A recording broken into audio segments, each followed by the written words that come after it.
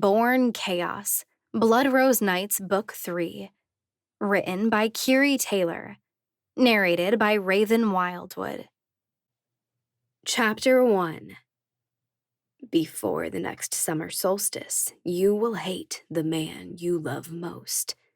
Echo, echo, echo.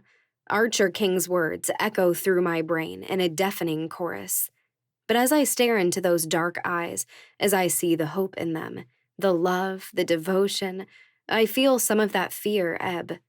I love Sebastian. I love him more than I've ever loved anyone in my life. It is still equal parts elation and terror when the word whispers out over my lips. Yes. The smile that lights Sebastian's face could melt off all my clothes. He slides that brilliant ring onto my finger and surges forward. His hands cup my face, and his lips are the reassurance I'm looking for as they meet mine. I love Sebastian. I love him. Good grief, I love him with everything in me. So I make a vow right here. I won't let Archer's prophecy come true. I won't let anything come between us. I will do whatever it takes to make sure this relationship works. You had me scared for a second there. Sebastian chuckles into my lips. You kind of looked like you were going to bolt. I shake my head, even though, once more, Sebastian has proven that he can read me like no one else can. I've always thought it was like he could read my mind. And I know it's a problem when that thought now terrifies me. I've kept more than a few important facts from this man. It's going to take more than a marriage proposal to make me run away, I say softly instead. My eyes rise to meet his, and I'm relieved when he offers a sweet smile, that familiar look of complete adoration there. I know we haven't talked dates yet, he says as he takes my hand, and slowly, he walks backward to one of those plush white couches. He sinks back into it and pulls me into his lap. Heat and excitement spark in my lower belly as I kneel one knee on either side of his hips, settling my weight onto him. But there's certainly something to be said about a June wedding. How about the 21st? It's a Saturday. June. At the suggestion, my heart jumps into my throat, thudding hard. Sebastian can hear the increase in my heart rate, evidenced by the slight furrowing of his brows. I don't know exactly which date the summer solstice is, but I do know it's in June. June sounds amazing, I say with an easy smile, despite the panic inside of me. I've always been up for a challenge. If we're getting married in June, there's no way I can hate him that month. Are you all right? Sebastian asks softly, as his expression sobers a bit. If this is too fast, if you're not sure. It's just been the world's longest night. I cut him off, blinking at the exhaustion that is indeed making me feel like the world is moving in slow motion. You know, killing a psychopath, cremating a body, taking a necromancer prisoner, getting engaged. I force a smile.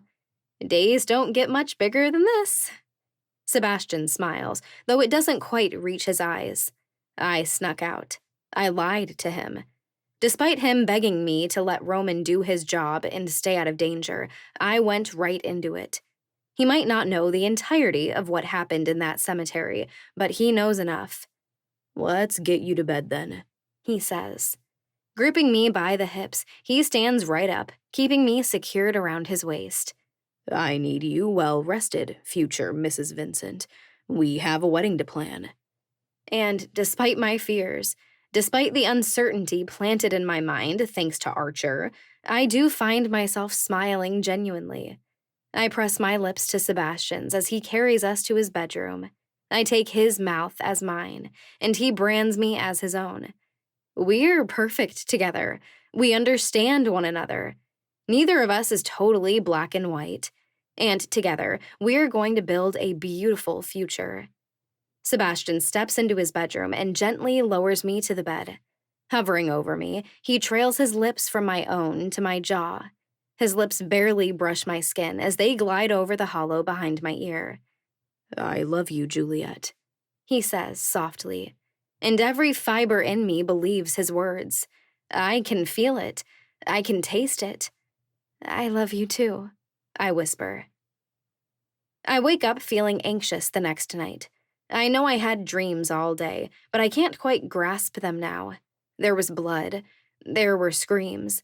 There was eerie green light. There were lies and burning hearts. There were flowers and sunsets.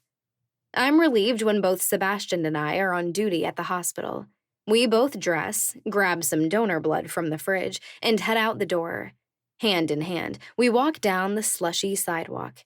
And I feel better when Sebastian brings my hand to his lips and he presses a kiss to the back of my hand, just above that beautiful ring. I think I really look at it for the first time. The center diamond is huge, and all the sunspray diamonds around it? This thing must have cost a fortune.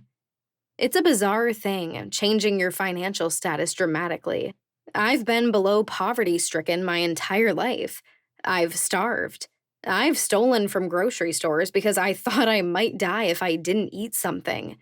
And then, in college, I barely made enough to get by, to keep a roof over my head, and a minimal amount of food in the cupboards. And that was accomplished by accumulating over 200 grand in student loans. But that debt is gone now, thanks to Mason. And now that I'm fully certified, I'm making an incredible salary. For the first time in my life, I don't have to worry about money at all. And in 7 months, Sebastian and I will be married. Sebastian not only has his salary as a doctor, he owns the entire freaking hospital. And that's not even touching what he makes as the blood kingpin of the city. I swallow once. Thinking about money makes me uneasy, but I shove it down and lift my chin. I have to get my head in the game as we walk into the hospital. I need some chaos, some screams, some blood to set my head back on straight. I really hope it's not going to be a quiet night in the emergency room. When are we going to have that talk you promised me? I read Elena's text when my shift ends. Standing at my locker, I look down at her words on my phone. Maybe this will help. I need to decompress. I need to talk through this a little bit. I need to get some words out, even if I can't tell her everything. She's still my best friend. I'm just getting off work. I type out. You busy this morning? I have something I need to tell you. I will always clear my schedule for you, my love. Her response comes through almost instantly. I'll send the car for you right now. Be ready in a few minutes. I smile and set my phone down, pulling my scrub top off and throwing it into the bin. Hey, I'm going over to Elena's, I say as Sebastian walks into the locker room.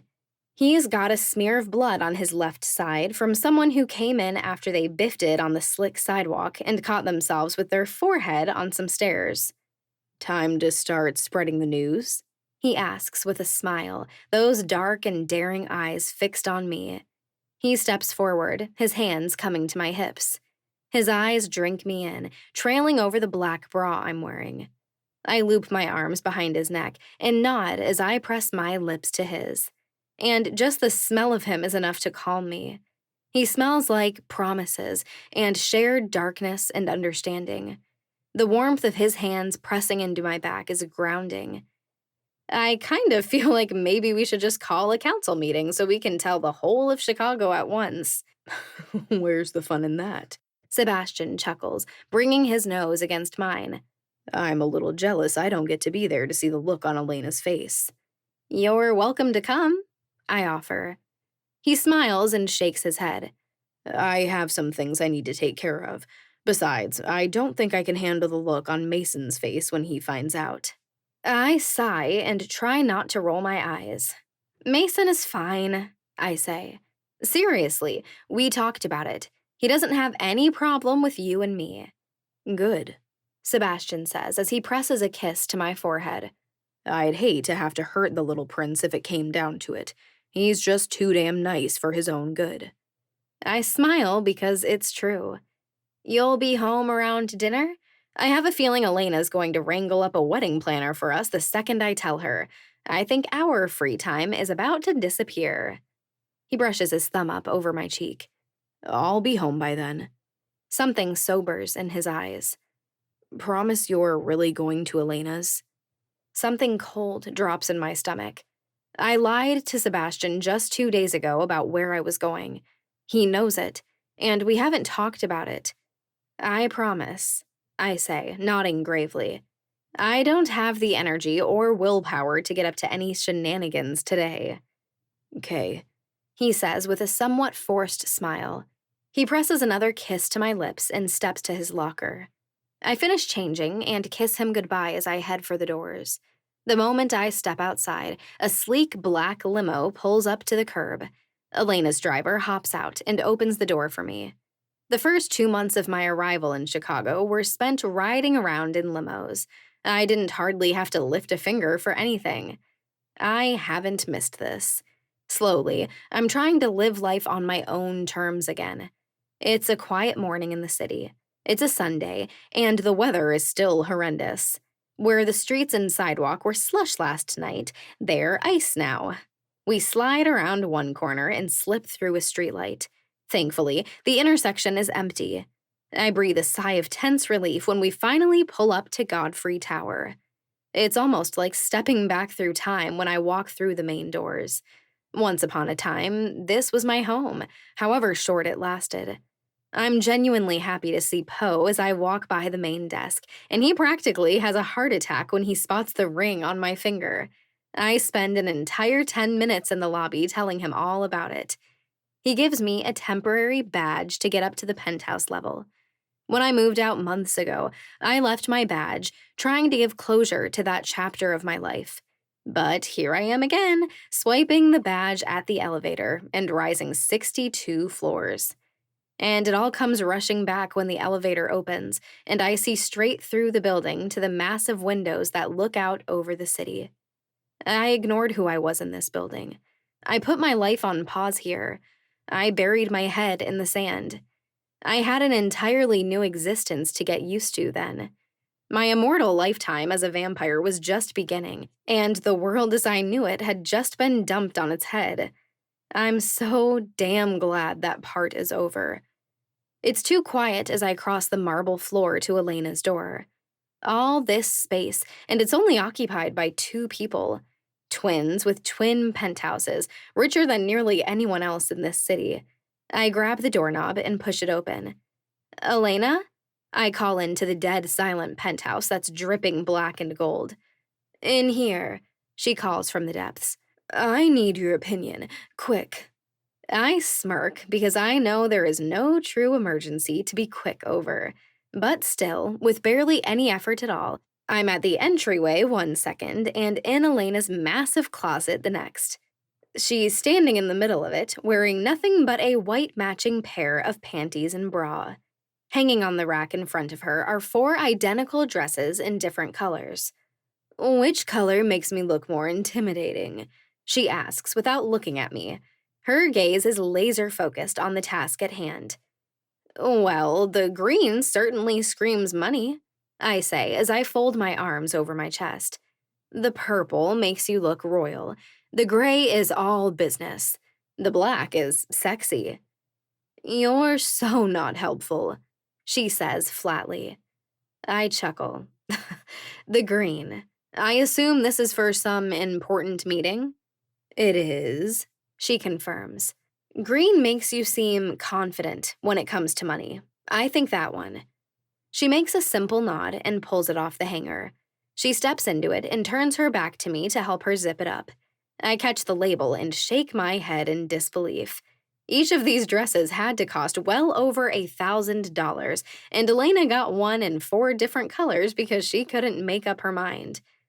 I think you're right, she says as she admires her figure in the full-length ornate golden mirror on the wall. Green is my color. Maybe you better ask my advice more often, I tease with a cocked eyebrow.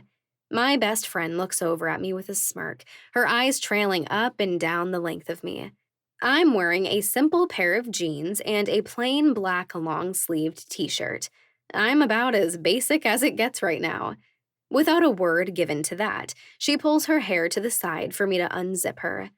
Anyone die last night? She asks casually.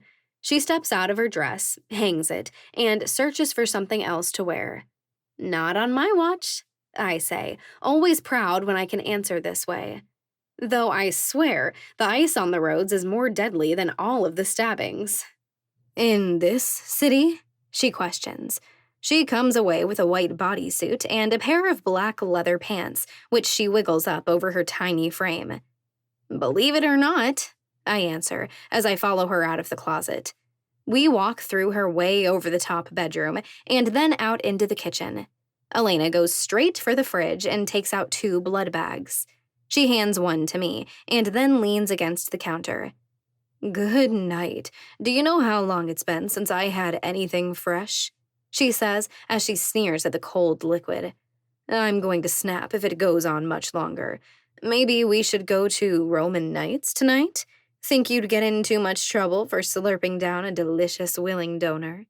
I feel my face flush red. I knew it was coming, and the perfect opportunity has just presented itself. Yeah, I think that might not go over so well. I hold up my left hand, putting my engagement ring on full display. Holy shit! Elena gasps, dribbling blood down her chin onto her perfectly white bodysuit, forever ruining it. She sets the bag on the counter, which instantly starts leaking all over. But she snatches up my hand so fast, it's nearly impossible to see the movement. He really proposed? Pretty sure that's what this thing indicates, I say with a nervous laugh. And you said yes? Elena asks stupidly, her expression shockingly unsure. Elena, you're looking at the ring, I point out. Of course, I said yes. Oh my gosh, she gasps again as she blinks hard and shakes her head. You're getting married. I'm getting married, I repeat, wishing it was only excitement filling me right now. But there's still that little drop of fear in my mind, planted there by Archer and his stupid prophecy. When? Elena demands, her eyes widening just a bit, and I can already see the wheels spinning in her brain. June 21st, I confirm, though we haven't talked about a single other detail. Good, because I know the best in the business, Elena says as she turns away from me and starts typing into her phone like a maniac. She's crazy busy, but I know she'll make room for us. She owes me a favor anyway. Typical Elena. She might be a spitfire little thing, but she can be terribly predictable at times. And I love her endlessly for it. Know any good real estate agents, too? I ask, as I look around her over-the-top apartment. I'm wanting to find us a new place to live. You know, something that's us. Are you kidding me?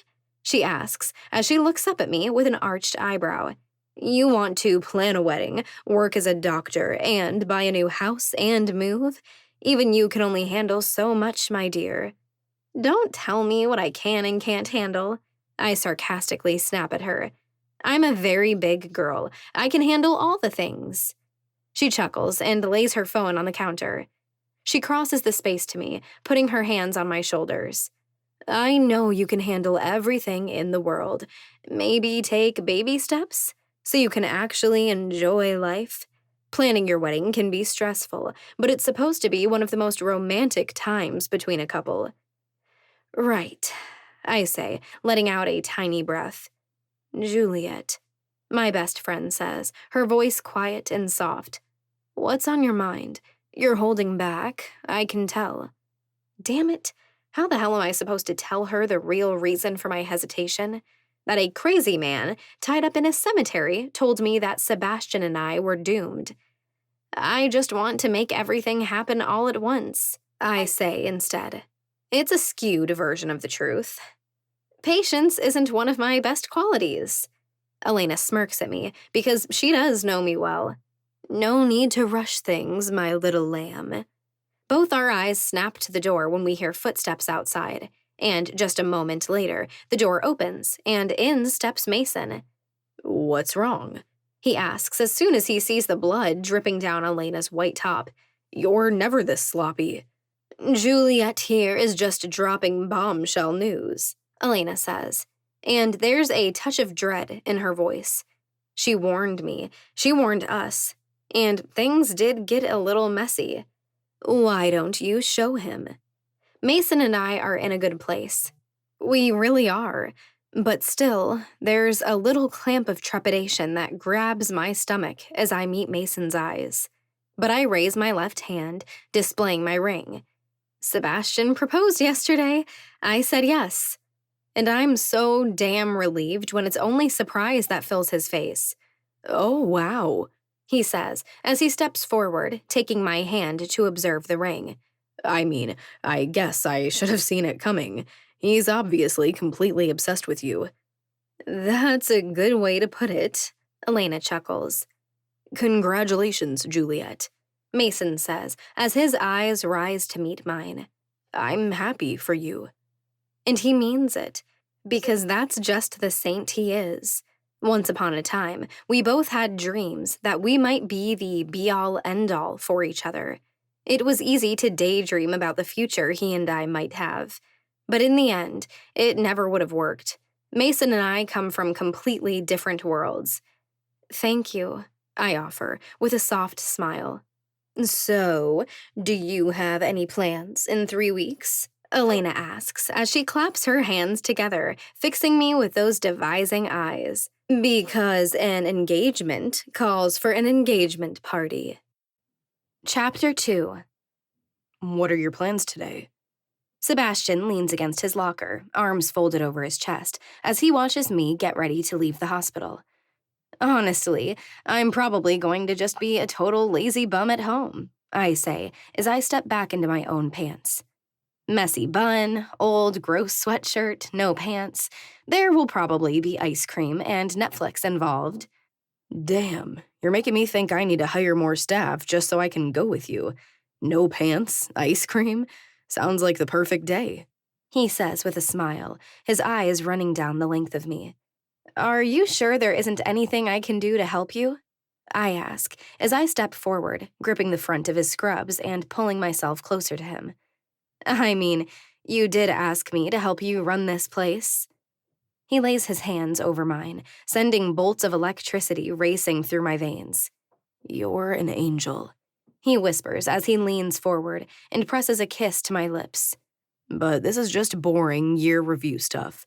It'll be over in a few weeks. Oh, weeks, I groan as I step away from him and grab my bag from my locker. Though I guess this gives us an excuse to put off Elena's wedding bloodhound for a bit. I do want to get that engagement announcement out ASAP, though. I don't love all the attention telling everyone over and over brings. Can you carve out some time on Thursday to have the photographer come over? Of course, he says. He steps forward, kissing me one last time before he turns for the door. Call me if your plans change today. My stomach twists just a little bit. Sebastian still doesn't quite trust me to be where I say I'm going to be, and that's on me. It's going to take a while to gain that trust back. Sure. He flashes that panty-melting smile before he turns and walks back into the belly of his hospital. Shouldering my bag, I head out and then through the main front doors, only to have someone walk right into me. It's only my vampire instincts that keep me from going right down to the ground. Oh, I'm so sorry, someone mutters, grabbing me to steady me on my feet, though it's unnecessary. It's okay. Oh, hi, Rick. I tumble through the words. I look up into the intimidating face of Sebastian's bodyguard. Even though it's only about 40 degrees out here, he wears only a black t-shirt, exposing those completely tattooed arms. He doesn't wear a hat either, to protect his shaved head. Not that it matters. Vampires don't really feel cold. Excuse me, Miss Doe, he says, his eyes widening just a bit. I wasn't watching where I was going. My apologies. It's okay, I say with a shake of my head. I wasn't either. Are you meeting Sebastian? He's working for a few more hours. I didn't know there was a council meeting today. No, just passing by, he explains. I live in Sebastian's building. I was just headed home. Oh, well, maybe we can walk together, I say, reminding myself that it's important to be friendly to people. This is my new home and probably will be for a long time. I need to put in more effort at times to get to know people. If that sounds good? Sounds perfect, he says, offering a smile that's barely visible through his massive, thick beard. Anything exciting happen through the night? No, not really, I answer with a sigh. Unless you count the constipated old man who thought he was dying. Rick laughs at that, something full and deep. Exciting indeed. It sounds like you have a faint accent, I observe. Where are you from? Serbia, he answers, looking over at me and raising his eyebrows slightly. My real name is Rodanovan Rikanovic, but Rick is a bit easier for Americans to pronounce. I chuckle. Rick it is. It's nice to actually, meet you. We never really got the chance to talk before. No one needs to hear from me at those meetings, he says, with a hesitant smile. But I do hear lots of good things about you. The city certainly has become a more interesting place since you arrived. Are you trying to call me a drama queen?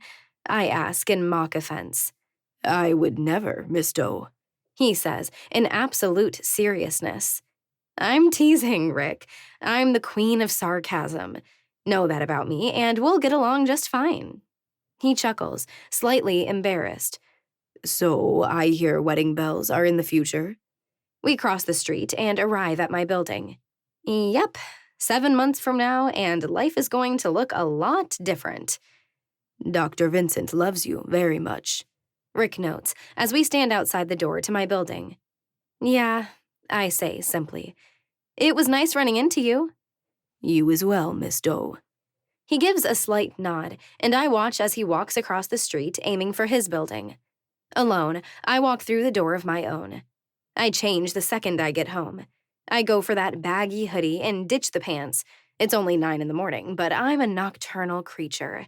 What does it matter if I eat ice cream when it's breakfast time for the rest of the world? I'm just thinking about climbing into bed when a knock on the door pulls my gaze to it. Since I'm not expecting anyone, I have considered just ignoring it. If my life didn't have such a bad habit of being dire every other day, I would have. I wish I had ignored it when I pull the door open and find the grumpy face of Echo, Sebastian's top blood dealer. Dr. Vincent asked me to bring you a fresh supply, she says. Her tone is flat, monotone. She holds up an insulated bag, and when I take it, it's at least 3 times heavier than I expect. Oh, I really didn't need any for at least another week, I say, surprised. Echo just shrugs. I'm just following orders. She turns to leave, but just seeing her makes my stomach uneasy. Why don't you like me? I blurt. She stalls in the hall, but doesn't turn around. From the very first time we met, it's been pretty obvious you despise me. I just wondered what I did to offend you. She turns just slightly, looking back over her shoulder at me. It was never about you personally. I just think you're walking through life with rose-colored glasses on. And without a second word, she continues down the hall, disappearing around the corner as she heads for the elevator. Rose-colored glasses? Obviously, the woman doesn't know a damn thing about me. I haven't looked at anything in a rosy, warm way my entire life. Hell, Sebastian even called me out once for not liking him. Who the hell does she think she is, making assumptions about me like that? My mood thoroughly ruined, I walk back into the apartment and go to the fridge. Setting the cooler on the ground, I unzip it and my brows furrow. This is weeks and weeks worth of blood. I might possibly be able to survive off this new supply for 2 months. Maybe a bit more if my thirst is under good control. Why do I need so much? Maybe Sebastian worries I'm going to get stressed and burn through it faster as we plan the wedding. Completely annoyed at the whole world now, I stuff all the blood bags in the fridge, which is now almost completely full, grab that ice cream, and crawl into bed. In the mood for something dark and twisted, I turn on a documentary about serial killers and pretend the rest of the world doesn't exist. The photographer comes to Sebastian's penthouse on Thursday. Sebastian comes home just 20 minutes before. Whatever this yearly review thing is, I'll be glad when it's over. I feel like I get half as much time with him, and truly, I'm starting to miss him. We go for contrast. Sebastian's penthouse is completely white, from the walls to the furniture, even the floor. So Sebastian dons a black suit, and I go with a black dress. My hair is left wavy, falling down the length of my back. Smoky makeup. It feels kind of good to get dressed up. It's been lazy days at home or shifts dressed in green scrubs that end up covered in bodily fluids. The second Sebastian walks out of his bedroom dressed in his suit, that familiar hunger ignites in my lower belly. I'm completely shameless as I drink him in from toe to the crown of his head. Sebastian exudes confidence. He's completely intimidating in his intelligence. And those rose tattoos on the backs of his hands, my mind is naughty with the thoughts of them all over my body in a few months. Juliet. He purrs in that low voice that never fails to turn me on. I feel naked with that gaze. I wish you weren't being facetious. I growl as I grip him by the lapels of his jacket and pull him to me. In the background, the photographer starts snapping, but I hardly notice with the feel of Sebastian's body pressed against mine. 6 months and 26 days, he whispers, his lips brushing the shell of my ear. His hand palms wide against my back, pulling my body into his. His lips slide down to the side of my neck, his tongue lapping out to taste me, his teeth scraping my skin. My head lolls to the side, a smile and sigh forming. This is what I live for. This is what makes all the other hard stuff worth tromping through. Because in the end, Sebastian and I can come to this perfect place where we perfectly align.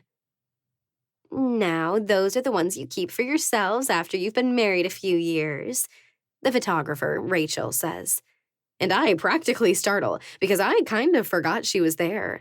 I feel myself blush, but Sebastian just smiles that vampiric smile, cupping a hand around my waist. I think we need to have a new photo shoot every year on the anniversary of this one.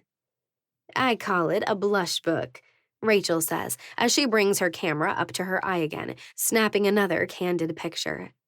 Because anyone who accidentally opens it is going to blush and either stare like a perv or immediately snap it closed.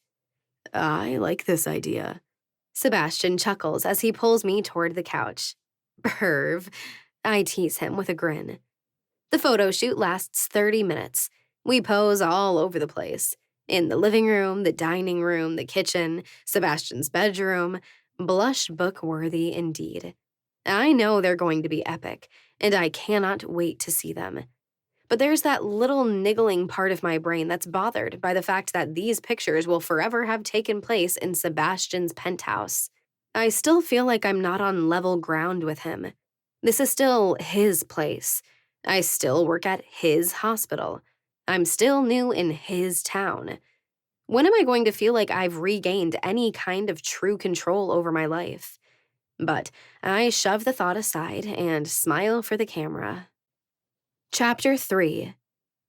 Sebastian crawls up my body, wrapping his hands around my waist, pinning them above my head. A frantic gasp rips from my throat as he kisses his way down one side of my neck, across the front of my throat, and then up the other side of my neck. I'm panting by the time he nips at my earlobe. You're not that old-fashioned. I breathe hard as his weight settles on top of me. It is the 21st century now, Sebastian says, his breath hot on my skin. But some things are off limits, I state. For now, he says, and I can feel the wicked smile curling on his lips. For now, I echo as he backs away, looking down at me. I have to get going, he says as his tone drops. How much longer is this going to take? I groan. He releases my wrists and rights himself. We're almost done, he answers with a coy smile. He grabs my hand and pulls me to my feet. He wraps his hands around my waist. And when I am done, you're going to get so sick of me. Wedding planning, honeymoon planning. A honeymoon! I gape. I hadn't even thought about that part. Maybe all this wedding business will be worth it after all. As the groom, I find that very offensive, thank you very much. He chuckles with his brows furrowed. Oh, you know I love you, I tease with a sigh, settling my arms around his neck. Gently, he presses his lips to mine, and I feel it. He really does need to leave now. I love you too. I hold on to his hand for as long as I can, until our connection separates, and he walks to the door with one last backward glance. I should probably work on some wedding things. We met with Elena's wedding planner, Jamie. She gave us an entire list of things we need to start thinking about or start working on.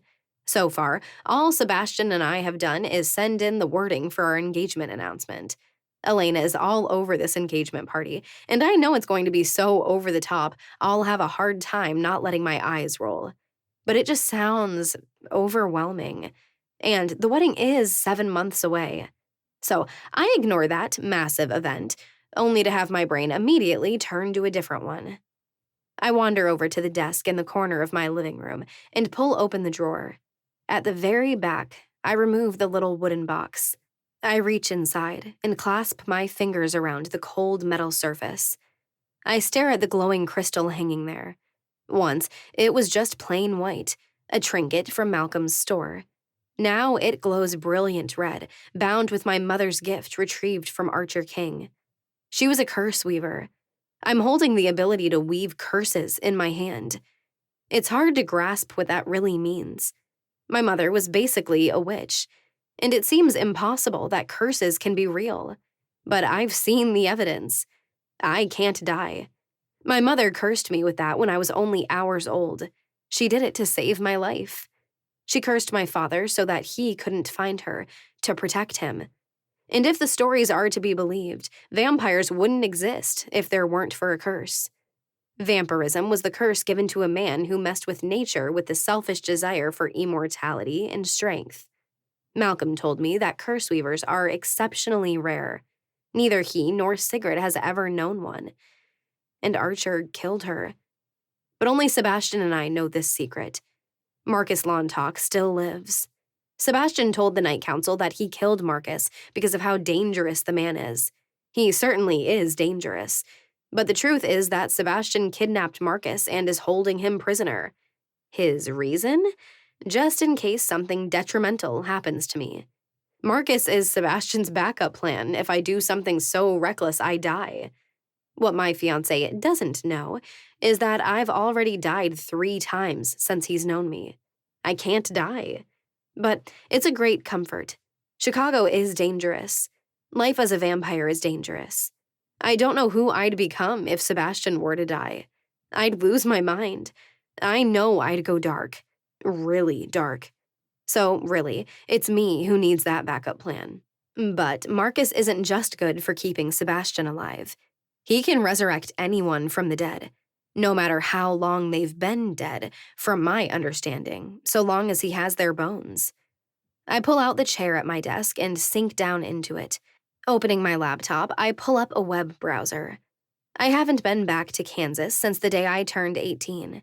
The state is a black mark of pain and uncertainty. I've never even considered going back. But just last week, I got a call from the police department. I'd inquired about where she'd been buried, and they finally got back to me.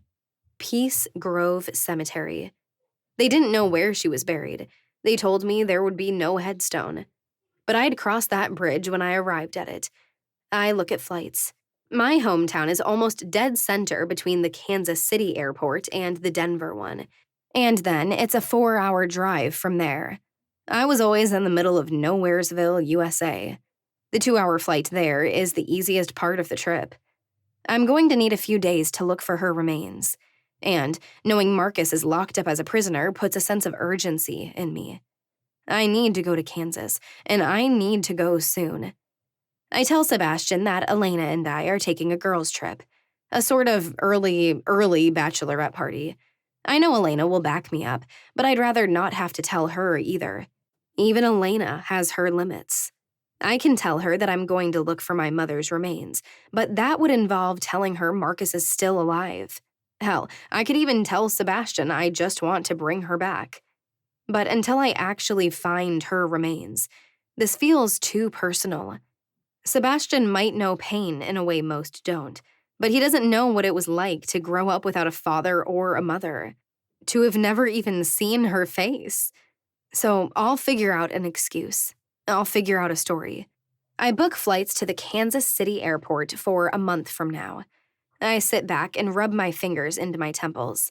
I can't get headaches anymore as a vampire, but this is stressful.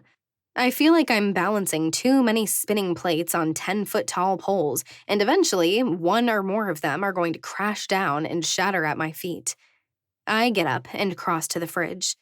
I've never been one to drink alcohol much at all, but suddenly I understand the urge to drink when you're stressed. Only my source of relief is in the form of human blood. But standing at the fridge, looking at all those bags of cold, old blood, my stomach turns. It's literally been months since I fed off a live person. I kind of forget sometimes that I'm actually a vampire. The thought of drinking that donor blood right now makes my fangs lengthen, and infuriation turns my eyes red. I close the fridge and grab my phone.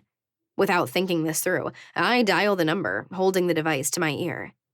"Everything okay?" Roman's voice answers, surprising me with his tone. "Yeah, fine," I say, my brows furrowed. "Hey, don't judge me for asking, but what are the terms of a human coming into your nightclub?" There's a long pause, like this is literally the last question he expected me to ask. "Any human who comes into the club knows what happens in it." "And any human who comes in is free game?" I ask.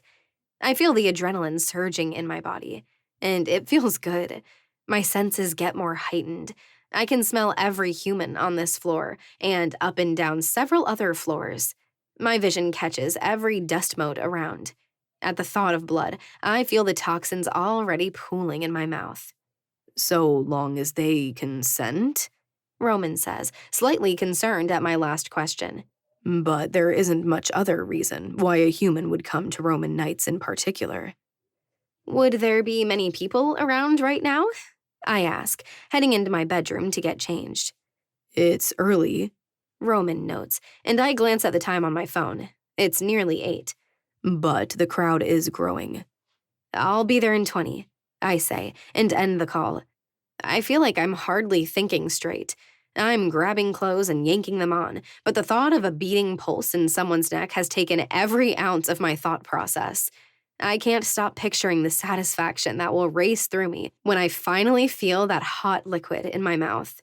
Black pants, black shirt, and a black leather jacket. I yank a brush through my hair, grab my phone and keys, and I'm out the door.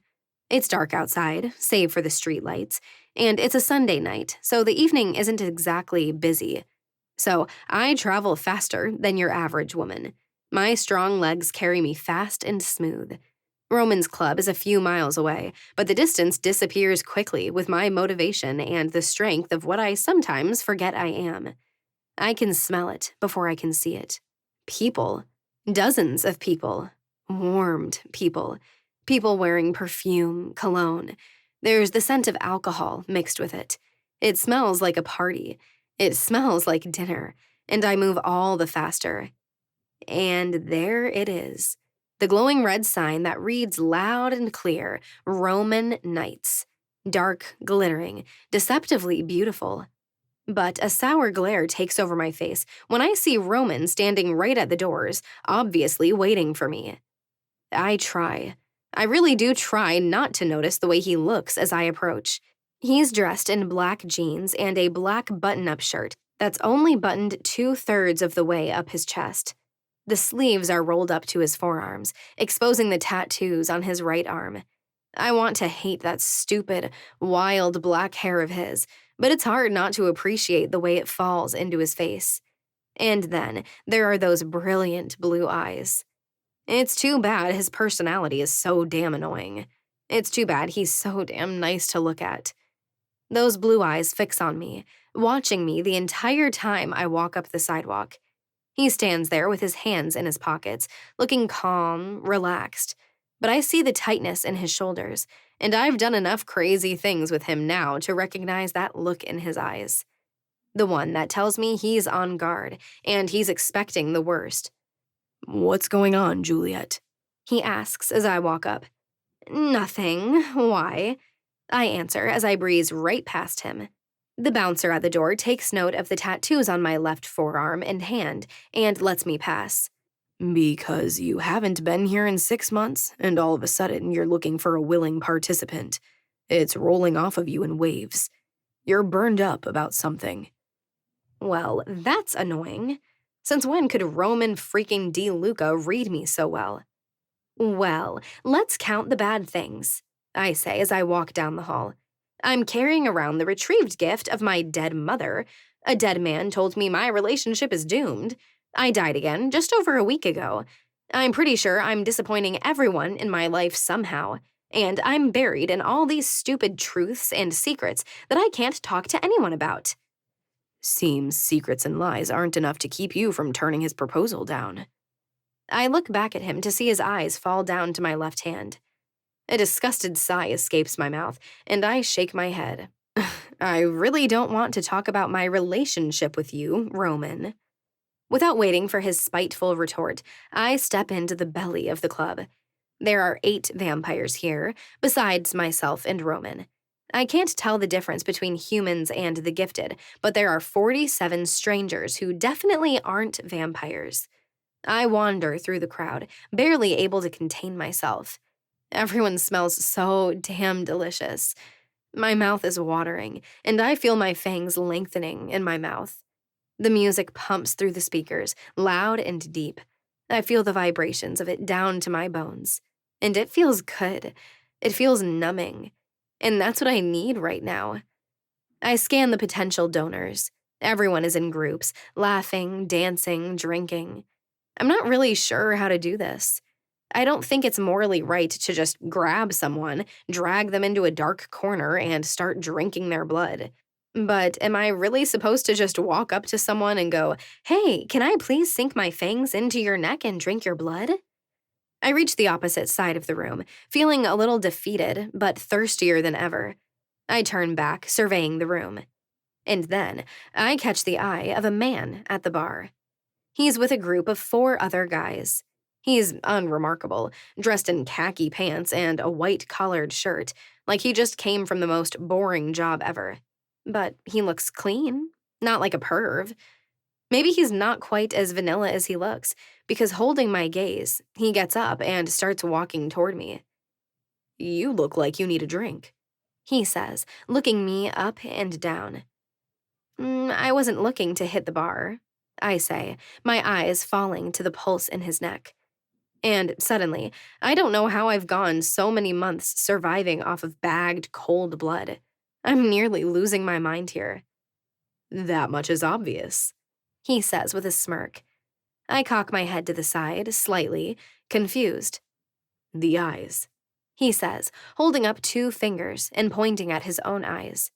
"Don't get much brighter than that." I would be embarrassed by my lack of self-control, but I just can't stop staring at that place above his corroded artery. I'm not here for anything but a drink. "And I'm not here for anything but to chase that numb bliss," he says, completely shameless. I've never felt what it's like to be bitten by a vampire, but I've heard it described. Numb bliss sounds kind of nice. I'm glad to hear it's something some people look for in its morbid, twisted way. "So long as we understand each other," I say, breathing harder, taking one step closer to him. "We do," he agrees, closing the distance between us. It takes the last bit of self-control I possess not to shove his head to the side too hard, breaking his neck, giving me full access to veins just under his skin. I don't even stifle the moan of pleasure that escapes me as my fangs sink into his flesh. It's like butter, so soft. And then, there it is, what I've been craving. Wet, hot, coppery. His blood floods my mouth, and in eager, desperate pulls, I drink it down. Bagged blood takes the edge off, but nothing fully sates the constant burning in my stomach, throat, and mouth, like getting what I need straight from the vein. My grip on the man tightens as he goes slightly limp. He's quiet, perfectly still. He couldn't fight me off. Almost no one could, and it would only be if they had some kind of weapon to use against me. The strength in my hands, my limbs, is inhuman. I'm stronger than the bulkiest bodybuilder. I'm faster than any gold medalist. But he doesn't fight against me, and I pull and pull and pull. I've missed this. I've ignored my nature for the past 6 months. I've been throwing myself into work, thriving off of the satisfaction I get from being a doctor. I've gained a radical sense of self-control. I deal with blood every day. But I've ingrained it into my brain that it's not something I need to survive. I've tamped that part of myself down, settling into what, for the most part, feels like a normal life. But this is what I am. I died on a sidewalk in New York City. I resurrected 4 days later.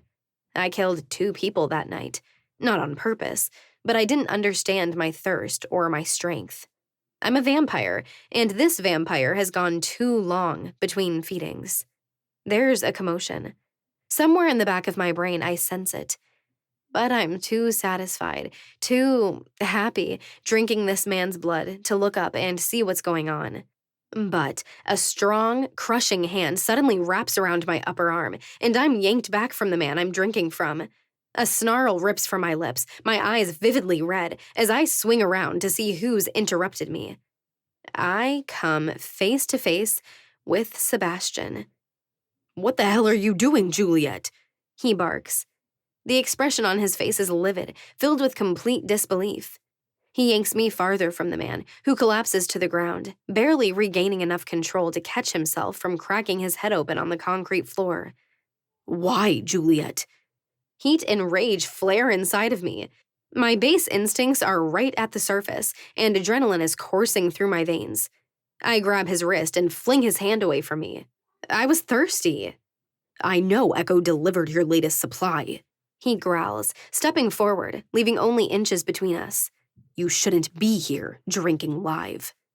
I know my face is contorted in rage. I shake my head, refusing to back down.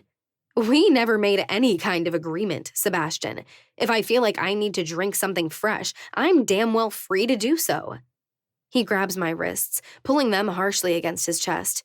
His own eyes, which have ignited brilliant red, glare down at me in desperation. "Are you trying to make me a widower again, Juliet? Before we've even gotten married? Why do you have to be so damn reckless?" I shove him back, satisfied that I make him stagger back 2 steps. "When are you going to remember the fact that I'm a vampire, Sebastian? I survived on my own as a weak, 5'3" human for 28 years. You can't lock me up in a pretty penthouse and expect me to just be the happy, safe little wife." "Sebastian." Roman's voice cuts through the noise in the club. I look over and see him standing just 3 feet away. His hands are in his pockets, but I've done enough reckless things with him to recognize the ready set of his shoulders, the danger that's building in his hands. "You're being an ass." "Stay the hell out of this, Roman," Sebastian bellows, his eyes brightening as he glares at the man. "This is between me and my fiancé." A realization chills me instantly. "How did you know where I was?" I ask, my voice going quieter and flat. "You were just at work. You only left just over an hour ago. How did you know I was here, Sebastian?" His expression hardens as he looks back at me. His lips are set in a thin line, and he breathes hard enough. His nostrils flare slightly. "Are you tracking me?" I ask flatly. "Why the hell did you book a flight to Kansas?" he asks, his tone more controlled. I stare at Sebastian in utterly shocked silence. 1 heartbeat, 2, 3, 1,000. "Why did you book a flight to Kansas?" Sebastian asks again, his tone sounding slightly defeated. "Sebastian," Roman says again. And even though it's loud in here, and even though there are dozens of people around, talking, laughing, I hear his footsteps as he steps forward. He grabs Sebastian by the shoulders and backs him away from me. "We have a council meeting in an hour. Maybe we should go now." The red in Sebastian's eyes fades away, and instead they're welled heavy. We stare at each other, shock, hurt, and uncertainty filling the space. But I'm frozen, completely grounded and chilled to the bone. "Come on," Roman says calmly. He never removes his hands from Sebastian, as if he's prepared, just in case, for Sebastian to make a quick move. Sebastian holds my gaze over his shoulder as Roman guides him toward the door. And through the crowd, I watch him go. And then they both disappear out the door. I just stand there for a good 5 minutes. What? What just happened? How did I suddenly end up here? And what does it mean for the future? I can't answer any of those questions, because right now, I feel kind of shell-shocked. I feel numb. So, on clumsy feet, I slowly wander back through the club. But as I reach the door, I don't know where to tell my feet to go. Home? To the place Sebastian gave me. To a place I'm not sure I trust right now? To Elena's to cry my eyes out? No, she'll be at that council meeting. Sigrid's? No, she'll be at the meeting too. As a woman walks by with a group of her friends, I slip my cell phone into her purse. I watch as she continues on her way, unaware that she's carrying a new device, a device I can't trust right now. Instead of walking out the doors, I turn back around. I look closer as I wander back into the club. There's a set of stairs that leads to the upper levels of the club. 3 levels of balconies circle the entire open space. But from there, I see another set of stairs rise to a single door. I take those stairs. There's a door there, painted black, barely visible, to be honest, in the low light. I try the doorknob, and to my surprise, I find it unlocked. I pull it open and step inside. I step right into a cozy living room. Everything is black, from the walls to the floor to the furniture. There's a small kitchen off of it, tidy and organized. I walk through the space, feeling something in me calm. Despite its dark and moody nature, there's something soothing about it. Through the living room, I cross to the singular door. I push it open and step into a bedroom. It matches the rest of the cozy apartment, all black and not overly large. There's a wide window that looks out at the city, but there's nothing ostentatious about it, glittering lights and street views. Another door shows the way to a bathroom, but there's nothing but a bed in this room. It smells like Roman. I remember someone saying that he lives here at the club. This is his space, his home, the place he spends time alone. It fits. Dark, brooding, but stable, secure. Moisture wells in my eyes, and my throat gets tight. I squeeze my eyes closed for a moment, recalling Sebastian's anger, his demands. I let out a breath between my lips, trying to push it all out. No, I can't. I won't. Not right now. Not tonight. I'm too raw. So, not knowing where else in the world to go, I climb into that black bed, pull the covers up around my shoulders, and close my eyes, pretending once again that I am nothing at all. If I'm nothing, nothing can hurt me. Chapter 4. It's the smell of bacon that pulls me from some of the best sleep I've ever had. Bacon could wake the dead and cure all the world's problems. I roll over, my eyes opening to stare at the black ceiling. For a second, I can't remember where I am. Oh, right. I roll toward the door, searching the empty space.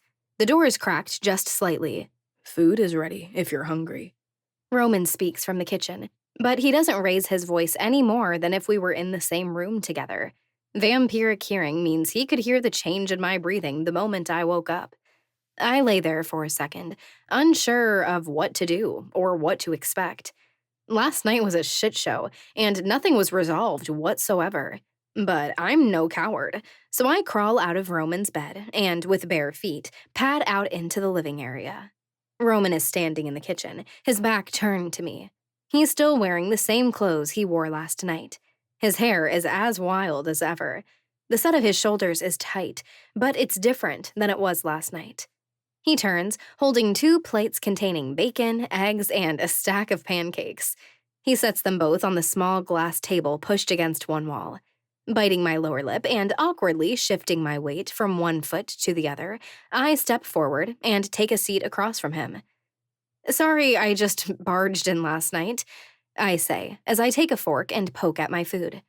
I just couldn't make myself go home, and I didn't have anywhere else to go. It's fine, He says, without looking up at me. He takes the bottle of syrup and drowns his stack of pancakes. Does Sebastian know I'm here? I ask the question that's burning my tongue the most. No. Roman answers simply. He cuts a bite off and stuffs it in his mouth. He chews for a moment, swallows, and then continues. We had our meeting last night. I got home about 3 and found you. After that shit last night, I figured Sebastian didn't deserve to know where you were. I assume you got rid of your phone, since he didn't storm in here and slit my throat. I nod. I bite into a strip of bacon, chewing slowly, trying to wrap my brain around everything that's different now. Your engagement announcement went live this morning. Roman says, his voice thick, his tone low. Just thought you might want a heads up about that. It's kind of catching fire. Sebastian was already a big deal to the city, the first private owner of a hospital. The news is having a field day over the fact that you're a doctor, too. They're calling you two the new power couple of Chicago. Shit. I brace my elbows on the table and scrape my fingers back into my hair, my face turning down to the table. How does shit get so messy so fast? I say out loud. I hear Roman sit back in his chair, hear him fold his arms over his chest, but he doesn't say anything. I feel like I'm dying. I feel like the whole world is shifting, ending, and the ground beneath my feet is too slippery to know which direction to run. I just know everything hurts right now. I know I don't actually know you, Juliet, Roman says, his voice low and quiet. but I think I know you enough to know you're never going to want to fit into anyone's mold of the kept housewife. You were born in chaos. Some people need a little chaos to live. Don't settle for someone else's version of a perfect life. I look back up slowly, but I find Roman looking at his plate, wolfing another huge bite down, and I realize that he hasn't looked me in the eye the entire time I've been awake. It should be there in me somewhere, the sarcasm, the biting, bitter words I always have at the ready. I always thought Roman was a prick, and I want to call him out on it right now. But emotions burn the backs of my eyes and swell my throat closed. So, for maybe the first time ever, I don't say anything in response. I close my mouth, looking down at my own plate. I'm not hungry. I'm not hungry at all, but I still shovel bite after bite into my mouth. Roman finishes his breakfast, and without a word, he starts cleaning everything up. But I'm barely aware of him. There are words ringing through my brain, deafening and resounding. Words have a way of sticking in our brains, even when images fail us, when the feel of something slips away, when the other senses sometimes trick us. Sometimes it's the words we hear that embed themselves into our very souls. Archer's words, Sebastian's words, Roman's words. Words hurt. Words bend. Words condemn. Words twist. I have some things I have to take care of on the south side, Roman says when he's finished cleaning. I'll be back around 9. You're welcome to stay as long as you need. And finally, for the first time, he looks at me. Those vivid blue eyes can nearly speak their own language. As long as you need. I see in his eyes that he means the words. He says them with more honesty than maybe any other words I've ever heard him speak. Thank you, Roman, I say, my words coming out thick and hoarse. I mean it. I know you didn't give me permission to stay here last night, but... My eyes drop from his, down into my lap. But I appreciate you letting me stay. He just gives a noise of acknowledgement. I have to work tonight, I say, my stomach sinking at the realization. So I'll be gone before you get back. I'll make sure I clean up after myself. He's quiet for a moment, and when I look over at him, he's staring at me. I can practically see the gears turning in his head as he mulls this over. I can tell he wants to ask if I think that's a good idea, but he doesn't say anything. He just nods. The door code is 0166 if you need to go somewhere. he says as he grabs his coat from the rack by the door. And then he leaves. I take a deep, slow breath as I stare back down at my plate. What are you going to do now, Juliet? I internally ask myself. Your life just turned into a damn mess. Chapter 5. I shower, even though I don't have any new, clean clothes to change into. I raid Roman's fridge at lunch. I listen to the sounds of people coming and going throughout the day, and I get on Roman's computer that I find in the living room. I start looking at apartments for sale, penthouses, even townhomes in Old Town. I even find a charming house on the west side. What am I doing? Honestly, I have no idea. I have no plan right now. I don't know what my next course of action is. I just know I'm getting tired of feeling like I literally have nothing of my own. My apartment is from Sebastian. My job is from Sebastian. My clothes are from Elena. Even my presence in this city is because of Mason. If I were to start over and claim my life as my own, where would I go? But just the thought of leaving the city makes my stomach cramp. I've finally found connections here, something I've never had before in my life. And I don't want to run like a coward. I love my job, even if I got it because of him. I snap the laptop closed and look over at the clock. It's time to leave. It's snowing when I step outside, and the wind is blowing hard. There's literally no one else out on these sidewalks. But it feels good, punishing, brutal. I take that 20-minute walk to work. I'm blasted with snow. And when I walk through the doors to the hospital, I'm dripping wet, my hair coated in snow. Without looking at anyone, without looking around, I go straight to the locker room and climb right into the shower. I make it quick and blisteringly hot. The snow melts off of me, my hair unfreezing. Thankfully, the locker room is still empty when I walk back out in my bra and underwear. I pull on a fresh set of scrubs and walk out into the hall, headed into the emergency room. That was some announcement, Diana says as she walks up with a smile on her face. You sure know how to make a splash in this city. You are all this city can talk about. Great. My stomach knots instantly. Honestly, I haven't even seen it yet, and I haven't watched TV in forever. Well, it's quite the picture, she says with a wink. She pulls out her phone. I'm pretty sure the look on both your faces is its own erotica novel. Oh, I blush. Hard. At a quick glance, it would look innocent. Sebastian is sitting on the arm of his couch. I'm seated on the cushion. Our hands are clasped together, and we're looking at each other. But if you look at either of our faces, it isn't too hard to tell what had been going on just minutes before this. Sebastian looks like he'd rip my clothes off if the camera turned away for 2 seconds. And I look like I'm stripping him completely naked with my eyes, which I totally was doing. Warmth sparks low in my belly. I too easily feel myself falling back into the heat of that moment, the mad desire that filled me.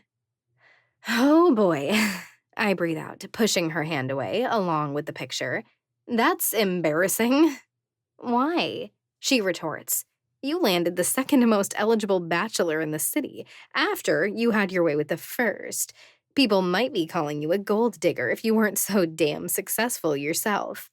You're really not making me feel any better, I say with a breath, as I walk away from her, setting off to attend to a man being wheeled into a room.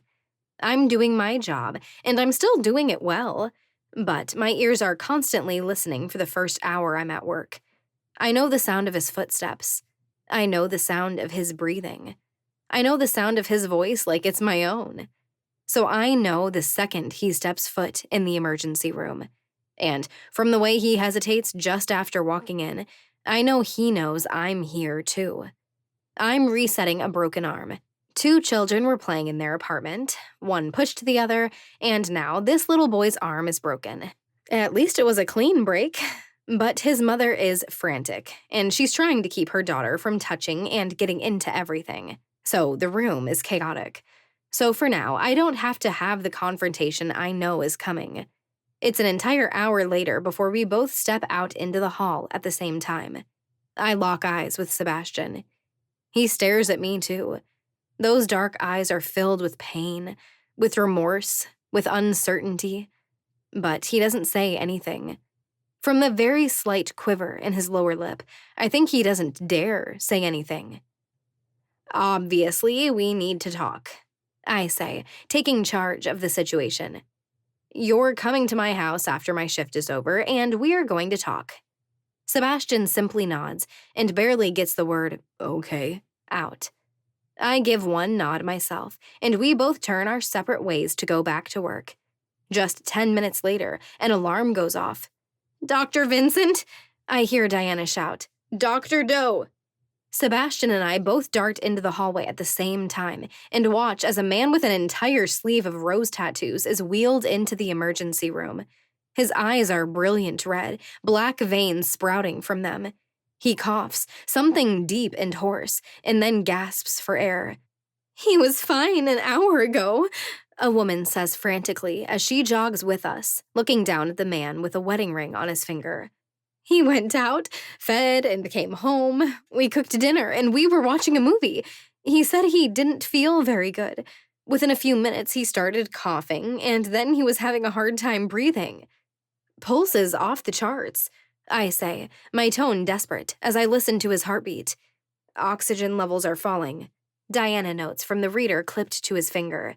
Just as we wheel the man into a room, he coughs. Once, twice. And then he makes this choking sound. Just a second later, his body shakes violently, a clear seizure. I need you out, Sebastian barks at the man's wife. He scoots around to the other side of the bed, digging through drawers for supplies. What's happening? She cries as Diana herds her out the door. I start him on oxygen, treating every symptom. Sebastian stabs a needle into his chest, something to stop the seizures, but he keeps thrashing. He's burning up, I state as I read his temperature. 106. He's going to have brain damage if we don't get his temperature down. I yell out an order for cooling blankets and snap back around to give him a shot of a fever reducer. Sebastian is a whirlwind of activity, desperately trying to figure out what's wrong with this man. Have you ever seen something like this? I gape. I take the cooling blankets and drape them over the man's body. Never, Sebastian says, his eyes wide, his hands swift. Vampires don't get sick. Injured, yes, but sick. This... He shakes his head. This almost seems like poison to me, or maybe the work of a gifted. We need to talk to his wife. She's human, but obviously knows he's a vampire considering how he looks right now, and she knew he'd been out feeding. Or was it her who tried to take him out, and now she's playing the part of the panicked, concerned wife very well. Are there any gifted in the city that can do this? I ask, stepping out of the way as his arm flails in my direction. Not that I know of directly, Sebastian answers, checking his oxygen levels again. But I only know a handful of the gifted. We need to call Sigrid. But neither of us is going to get the chance, because the man's body seizes sharply before his entire body goes rigid, his hands pressed to his sides, his knees locked straight. He looks like a plank. His jaw locks together tightly, and his eyes stare wide and panicked up at the ceiling. And then he falls limp into the bed, his eyes closed. He's unconscious, Sebastian declares, never once ceasing treatment. But a sense of dread dips into my stomach. I grab his hand and pinch the back of it. When he doesn't react in any way at all, I pinch the tender skin in the crook of his arm. Still, no reaction whatsoever. I think he just slipped into a coma, I correct. I stand straight, shaking my head. This is mind-boggling. Oxygen levels are falling, Sebastian observes. Let's get him on a ventilator. This doesn't make any sense, I declare as I get the equipment. Vampires don't technically need to breathe. Yet his vitals are dropping, Sebastian reports as he gives the man another shot. It's like he's an 80-year-old man with pneumonia. I hate intubating people. So often it's the last resort and isn't always enough. But we have to give him some time. We need time to figure out what's going on. So I slip the tube down his throat. And once it's in place, we begin the flow of oxygen. His heart rate is evening out. Sebastian reads, the barest hint of relief in his voice. His temperature is dropping just a bit. Slowly, the black veins surrounding his eyes retreat, and just a minute later, he could pass as human. Just a few minutes later, the both of us listen to the steady beep, beep, beep of his heart. I don't understand, I say, shaking my head. I've been working here for 5 months now, and I've never seen anything even close to that. Me either, Sebastian says. And without another word, he crosses to the door. He pokes his head out and summons the man's wife. She walks in, her face tear-strained, her eyes hollow and dark. Patrick, she says with a sob, crossing to his side. She takes one of his hands in hers and presses her lips to his fingers. What's wrong with him? Sebastian and I look at each other once before focusing back on the wife. We assume you're aware of what your husband is, Sebastian states. Of course, she says with a tiny nod. He resurrected just last year. We'd already been married for 2 years. I nod. We've never seen a vampire with these symptoms come into this hospital before. Injuries, yes, but a sickness like this, never. Is it possible your husband was poisoned? Sebastian just gets right to it. Did he have any enemies? Have the two of you been in any arguments lately? Are you accusing me of poisoning my own husband? She asks. Her face swiftly changes from devastated to furious. We're simply trying to get answers about what happened to him, Sebastian continues. We're going to run tests. We'll do blood cultures, a contrast scan. We'll get answers, but for now, until we know what's wrong, we're treating his symptoms. Why isn't he conscious? She asks, looking back down at him. He's slipped into a coma, I explain. He's unresponsive to stimuli. If I had to guess, I'd say it was due to a lack of oxygen. Comas can last anywhere from a few hours to a much longer length of time. And this breaks her. A sob rips from her lips, and her tears splash down to his chest as she looks back down at him. Patrick, you have to wake up. I can't raise this baby alone. Oh, I've never seen this before. Every born vampire in the world is a result of a human mother and a vampire father. I'm a product of that, as are Sebastian, Roman, Elena, but I've never actually met a human woman who fell pregnant by a vampire. We're doing everything we can, Sebastian reassures the woman. Try to rest. We will keep you updated as we learn any new information. She doesn't respond, but I know she heard us. So we draw some blood samples and then step out of the room. I pull my new phone from my pocket and dial Sigrid. When she answers, I ask her to come down to the hospital. How long will it take to get the results back on that blood work? I ask, trying to stay focused on the situation at hand. A few hours, Sebastian replies. We're understaffed in that department, or it would be quicker. I simply give a nod, and Sebastian doesn't linger. He heads off to the lab with the samples. For now, there's nothing more I can do for Patrick. He's breathing, thanks to the ventilator. His vitals are being monitored. So until we have some answers, all I can do is be on hand if anything changes. All I can do is keep working. A woman brings in a child with a spiking fever.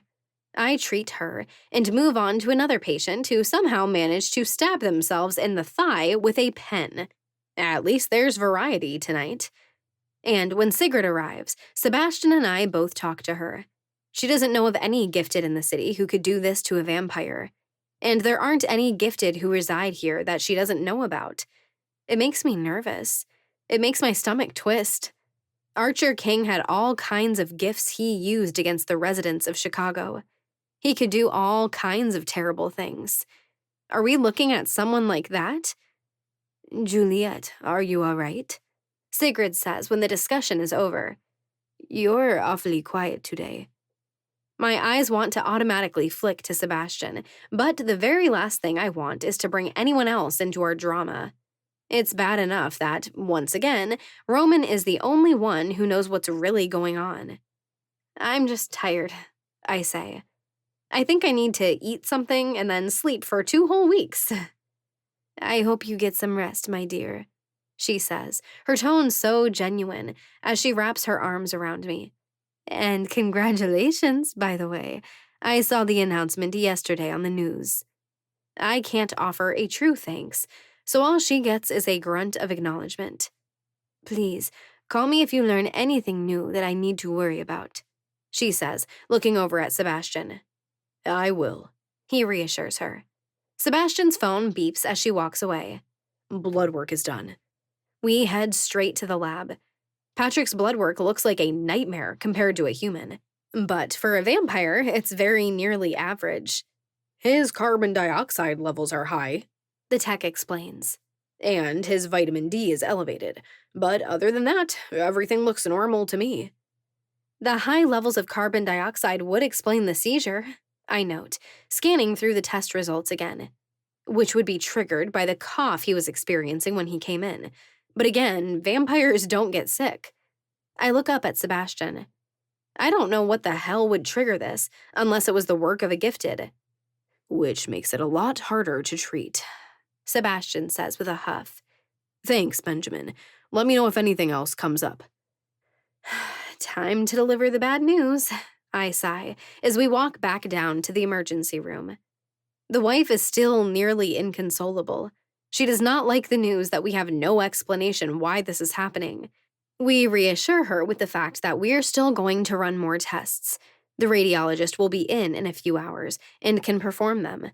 The day shift doctors are just as qualified as we are, and we will thoroughly brief them on what's happening.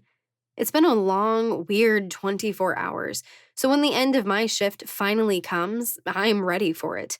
Except now, I can't avoid the inevitable anymore. Sebastian and I both change in the locker room, neither of us saying anything. This isn't the place for the big discussion that needs to happen, and neither of us says a word as we walk outside. The air is still bitterly cold, but it's blindingly bright. It feels like the first truly sunny day we've had in forever. So bright that my specially made sunglasses aren't doing enough. My head hurts more and more as we walk the few blocks to my building. Awkwardly, silently, we ride the elevator to the 18th floor. I fish into my pocket for my keys, and if I were human, my hands would definitely be shaking as I unlock the door. The space feels strange as I enter it. I've always loved this apartment, the whole nearly 6 months I've lived here. But it feels different now. It kind of feels like a prison. I set my bag down on the island and wander into the middle of the living room with a deep exhale. My fingers lace back into my hair, and I squeeze my eyes closed for a moment. I was tracking your phone, Sebastian says, and there's so much hurt and self-resentment in his voice. I stand there, frozen, rooted, completely unable to move. After the night you and Roman killed Archer, I hear him shake his head. I really thought you were with Warren that night. I thought you were safe. So when the Night Council took out his cult, I wasn't worried about you. And then to realize you were with Roman, taking out the man that had killed so many of our own. Sebastian stays where he is. He doesn't step toward me. He doesn't try to touch me. I know it wasn't right, he says. I know it was an invasion of your privacy, and the flight information was worse. He pauses for a good 60 seconds, which gives time for every emotion of that awful night to wash over me.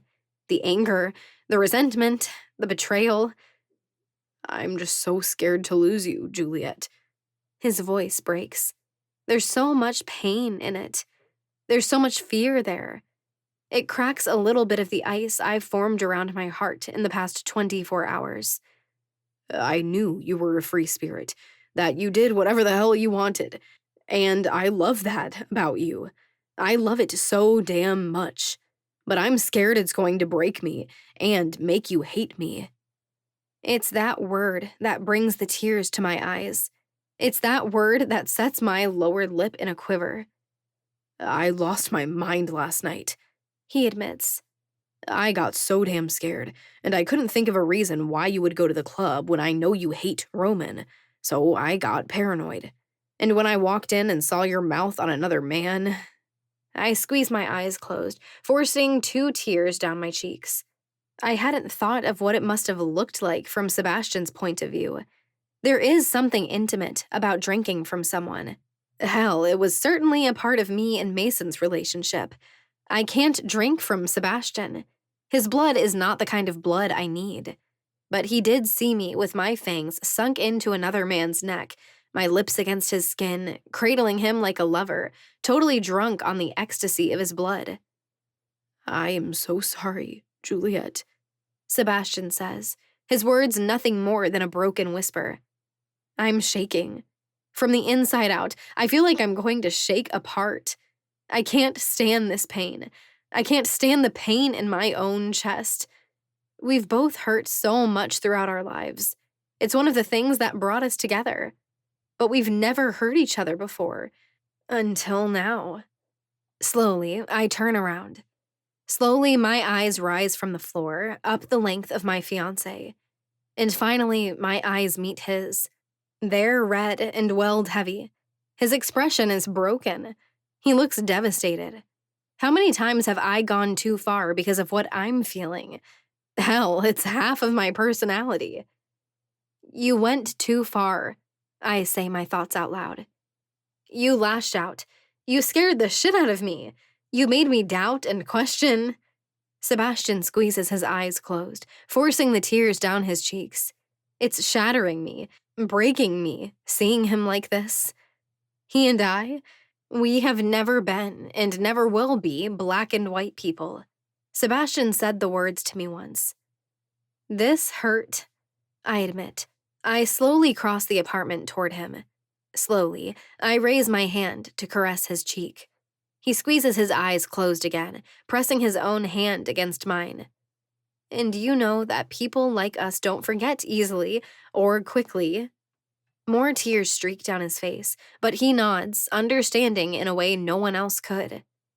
But neither of us is going to be perfect at this, I say, my voice evening out. Sebastian's eyes open to meet mine, hope and uncertainty heavy in them. I've lied to you, and you know it. We're damaged goods. We've both climbed out of the dregs. We're going to have to deal with shit every now and then. The smallest of smiles pulls in the corners of Sebastian's mouth.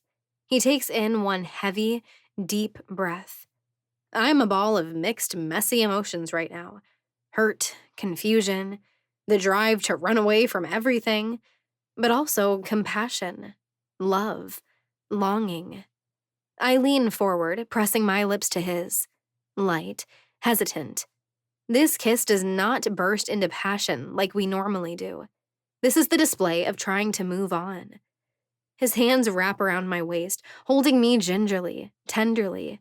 There's regret and humility in his very touch. I touch my forehead to his, closing my eyes. I can't give him all of it, but I can give him parts of the truth. I booked a flight to Kansas because I found out where my mother is buried, I offer. Even though I never met the woman, even though I have no memories of her, I think I need some closure, and it's something I need to do alone. Sebastian takes an entire beat. I know he wants to offer to come with me. I know he wants to stay by my side always, and maybe I should let him if all I was doing was visiting her grave. He's going to be my husband, the man I spend the rest of my immortal life with. But we're both broken, and we know this about each other. Okay, he says, and it's clear it's painful for him to concede to it. I'm sorry I freaked out about it without talking to you. I'm sorry I never brought it up, I say, even though I'm not sure how sorry I really am. I don't need anyone's permission to do anything. But marriage is about being a team, right? This is going to be so damn hard. I've been on my own for so long. Learning to live life as a team is going to be an adjustment. I'm sorry. Sebastian breathes again. He brushes his thumb over my lips, and I open my eyes to meet his once more. I don't have anything else to say. This isn't resolved. When it comes to people like us, things don't end easy and smooth. So all I can do is nod and hope tomorrow will be better. Chapter 6. In the end, Sebastian slept on my couch, and I laid in my bed, mostly staring up at the ceiling all day. I finally drifted off somewhere around 3 in the afternoon, but at 7, I woke to the sound of kitchen noises. In a pair of pajamas, I wander out into the living area. Sebastian is just pouring half a mug of coffee into a thermos. He looks up at the sound of my exit. There's still hesitation there. He still knows he's screwed up and that we're on fragile ice, but there's still genuine joy at seeing me. I'm headed in to work, he says as he sets the thermos down and walks around the island, leaning against it. I'm only on a half shift today. How about we go out after? Just me and you. Take it slow, simple. And looking up into his face, it hits me in the sweetest way. I have missed him. He's been working so much lately. We just got engaged. We have so much to talk about and plan, but I miss our small moments. Him making black forest cake for me, or just having the time to make out in his penthouse. That sounds great, I say softly as I walk across the kitchen. I place my hands on his hips and lean forward, pressing my lips to his. Gently, he kisses me back. It's a quiet, tender moment, and it repairs a few holes that have been blown into my soul recently. I'll see you about midnight, he promises. 'Kay, I say, stepping away and watching him go to the door. He gives me a small smile as he looks over his shoulder and then walks out. I lean against the door, bracing my hands against it, letting out a slow breath. This is good. These are small steps back in the right direction. He screwed up. But I'm definitely going to screw up, and I sure as hell want him to forgive me when I do. We'll get there. I walk back into my bedroom and get ready for the night, with the thought of a date in the back of my mind. So, do you have a normal, full-time job, or is a once-a-month meeting it for you? I ask 1 week later, as Rick and I walk side by side toward the hospital. He'd walked out of his building just as I walked out of my own. When we realized we were headed the same direction, I asked him to walk with me. I do occasional private security, he offers. I even worked for the Godfreys for a short while. Really? I ask, surprised. How come you didn't stay with them? Because when Sebastian joined the Night Council, he asked me to be his security. I'd found myself in front of the L one night. I staggered into his hospital. He saved my life, and we stayed in touch afterward. That almost sounds like a friend, and it doesn't feel like Sebastian has any of those. How long ago was that? I ask as we cross the street. The wind is blowing like the devil, and I'm starting to curse winter. Before Elena and Mason took over for their parents, Rick says. I worked for their father. He was a good man. His death was tragic. I don't know many details about my best friend's parents. Elena might be open with me about most things, but not them. We stop at the doors to the hospital. Are you on your way to a job now? He nods. And I better get going, or I'll be late. Good to see you again, Rick, I say, offering a smile. As he waves and walks away, I know I mean it. There's something easy and calming about the giant who looks so intimidating. I walk into the hospital, heading for the locker room to get changed. Sebastian spent the day on the couch, and just as night fell, he kissed my forehead, telling me he had to go in early once more. But he'd said there were only a few days in this review left, and then he'd be free to go back to wedding planning, back to rebuilding us. I know something is wrong as soon as I walk through the doors into the emergency room. There's a weight in the air, the kind that only comes after a battle is lost. That's 2 in one day, a familiar voice says. Diana, the night shift nurse. Dr. Vincent, something is wrong. I know. I hear him huff, and just then, I walk into the room to find him standing with his hands on his hips. He stares at the bed with furrowed brows. A woman lays there, quiet, still, only the sounds of the machines keeping her alive causing a stir. From the smell of her, I instantly know she's one of us. Another? I ask, my stomach feeling sick. Sebastian nods. And there was another during the day shift. Exact same symptoms as the first one. Cough, spiking fever, seizures, and then the coma. I haven't heard anything from Sigrid, I say as I walk to the bedside, looking at the woman who could almost be sleeping if it weren't for the equipment hooked up to her. I don't even want to consider the thought that this is a gifted. We just barely got rid of Archer. Chicago isn't ready for another psycho just yet. The idea of someone poisoning vampires is almost worse, Diana says, raising her eyebrows. I've been the exact same for over 50 years, and nothing has taken me out. Now there's some invisible disease spreading among us. Once you've been invincible for a long time, it's a little terrifying to learn you were wrong. She places a hand on Sebastian's shoulder, giving it a squeeze before she walks out to continue her duties. What do you think? Sebastian asks as he steps to my side, looking down at our newest coma patient. The first is still residing in a private room in the ICU. I shake my head. My training wants to treat them as a human, but I know it's not some everyday disease. And there's still nothing on any of the tests? No, Sebastian reports. Which makes me think it's the work of a gifted, I say with a sigh. I'm still exhausted from the last round. Am I ready to track down another greedy, selfish masochist? That's my worry too, Sebastian says. I think we need to call a council meeting, as soon as possible. I simply nod. Can I take you out after our shift? Sebastian asks. His eyes lift to mine, and I see the vulnerability in them. I have a lot of making up and groveling to do, and you and I could desperately use some time alone. A small smile pulls in the corners of my mouth as I look up at him. I loop my arms behind his head, his hands wrapping around my waist. I think that sounds perfect, I say softly as I touch my forehead to his. It's 8 a.m, but that doesn't stop Sebastian from finding a fancy restaurant for us to go out to for breakfast. It's modern and sleek, and the prices of the food would have made me gasp a year ago. One meal costs what would have been a week's worth of food back then. It's weird having your financial status change so quickly. Tell me about your kids, I ask once our food has been brought to the table.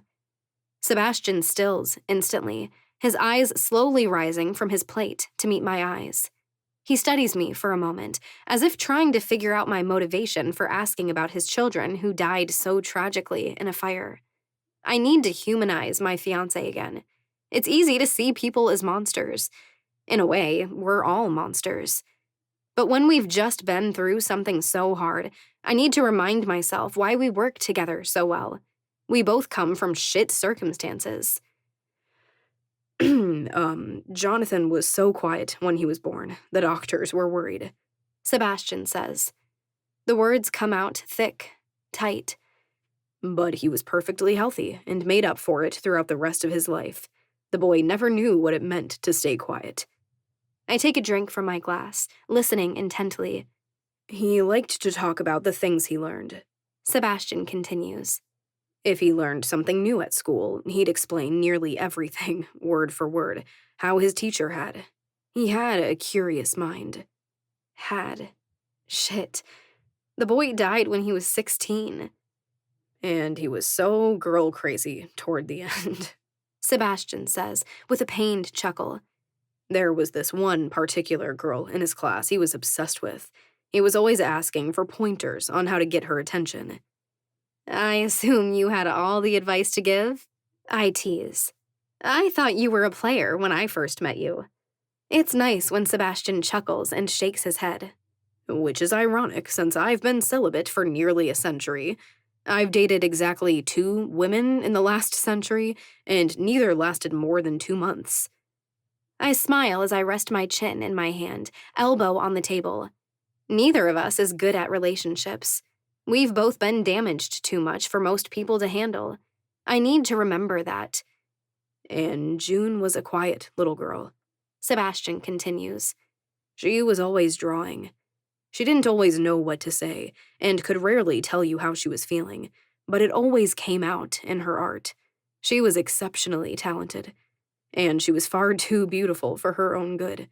Not that she realized it. All the boys at school lingered around her, but she barely noticed anyone in the real world. Unless she was using you as a model for drawing, you didn't really exist. Did she look more like you or her mother? I ask. She was a definite clone of her mother. Sebastian chuckles. Jonathan was more a mix of the two of us. I smile, taking another bite of my food. Mason and I talked about it once, very briefly, if either of us wanted to have kids. For Mason, it was a definite yes. For me, it was a big, huge I don't know. This was back before I resurrected, before it was an absolute impossibility. If we could, would you want to have more kids? I ask before I give myself permission to. I mean, I know I can't, but if we could, would you want to? Sebastian places his elbows on the table, interlacing his fingers together. His brows furrow, falling into deep thought. He doesn't answer immediately, and that kind of makes me relieved, because I'm not totally sure I have an answer either. I don't know that I can give a certain answer, since it's not actually a possibility. He begins. But I don't think so. The more people you care about, the more opportunities for heartache. I don't think I'd survive that kind of pain again. And there it is. One of the reasons why I fell in love with this man. His hurt. His pain. The agony that I understand in my own way. I can't stand to see his pain. You? He asks simply, as his eyes rise to meet mine. I take in a deep breath. I don't know 100% for sure either, but when I really think about it, I don't know that I'd be a very good mom. I never had one, never had any good examples. I think I'd be too scared that I'd screw up. Sebastian reaches across the table, laying his hand over mine. I mean it when I say it, Juliet. I will be happy with it just being the two of us for the rest of our lives. My chest warms. It's nice to have these reminders every now and then. I am wanted. I am loved. And there is someone in this world who would fight for me, who does fight for me. Want to get out of here? I ask, as a coy smile pulls on my lips. It's reflected in Sebastian's own lips, and he nods. We both stand, and he drops some cash on the table. And he reaches for my hand, and it feels so damn good when I take it. We walk, rushed, hurried. We pop out onto the street level, and Sebastian holds open the passenger door to his car.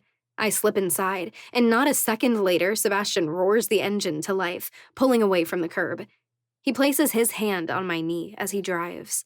With a glance in my direction, he brushes his fingers lightly over my thigh, sending sparks of life and electricity through my blood, straight to my heart and brain.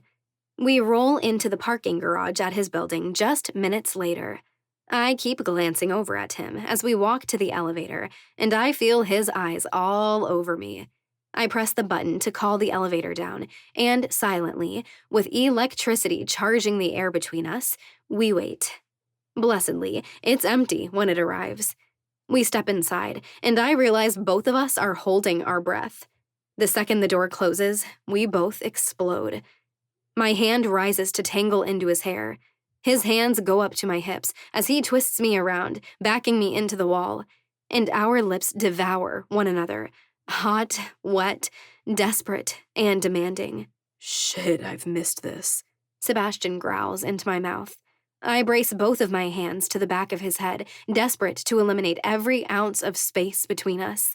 Sebastian's hands slide from my hips, back, and in one swift movement, he hoists me off the ground, wrapping my legs around his waist. A burst of pleasure pops through me as he uses the weight of his body to keep me pinned against the wall. The things Sebastian does to me are undeniable, addictive, leave me desperate and wild. And it thrills me to the core that he's just as insane for me as I am for him. We're only lucky because most people have already been at their day jobs for an hour. The elevator doesn't get interrupted even once as it rises all the way to the top floor to Sebastian's penthouse.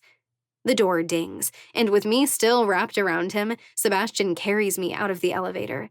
He tips us over into one of the big white couches, and with that vampire's smile, he looks down at me, brushing my hair out of my face. I am completely obsessed with you, Juliet Doe, he says softly, his eyes burning with intensity.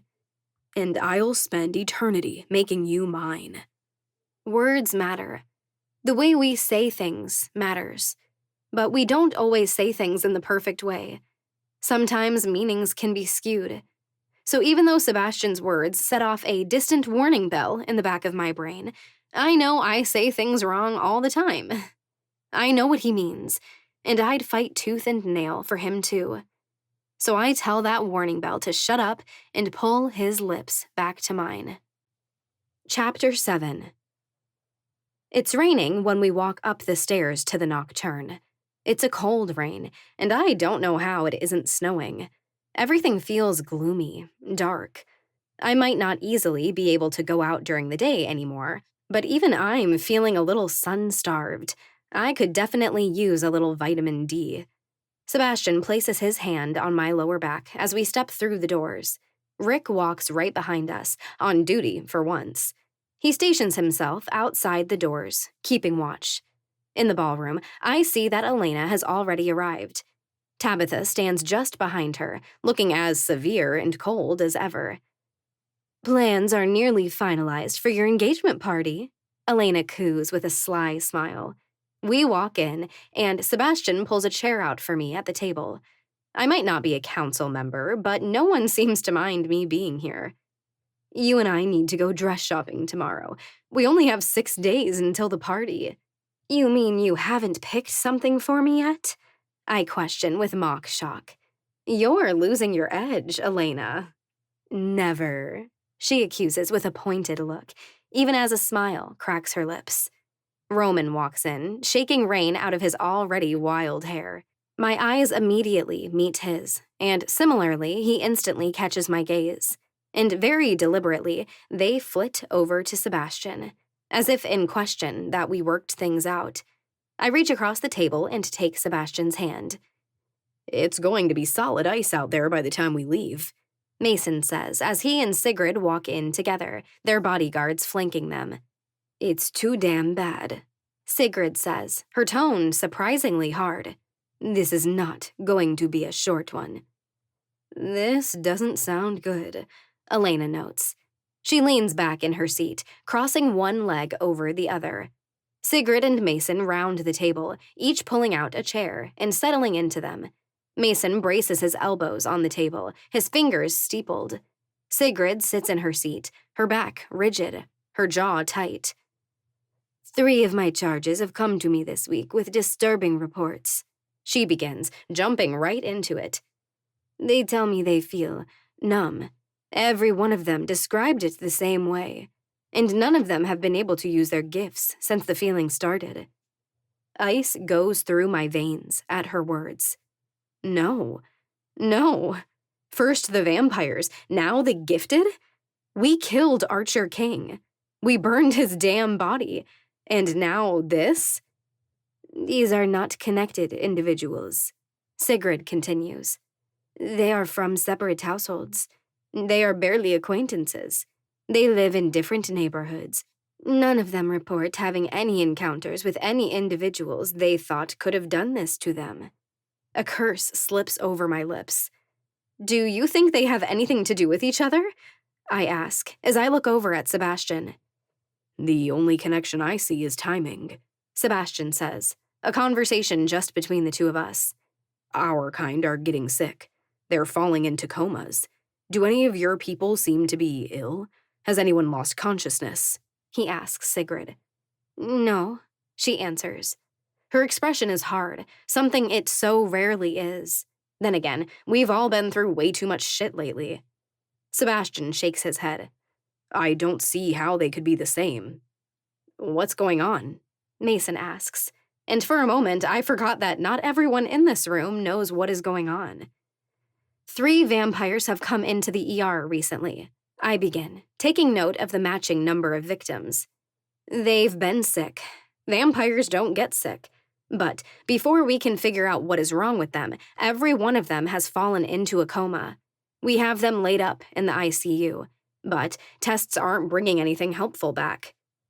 Seems like way too much of a coincidence, Elena notes. I agree, I say. But Sebastian's right. The symptoms are completely different. Regardless, Sigrid nearly cuts me off. The residents of this city are getting nervous. I already have 2 friends, dear families, who have put their homes up for sale and are moving away. What once made Chicago special is disappearing. We can no longer call Chicago a safe haven for the supernatural.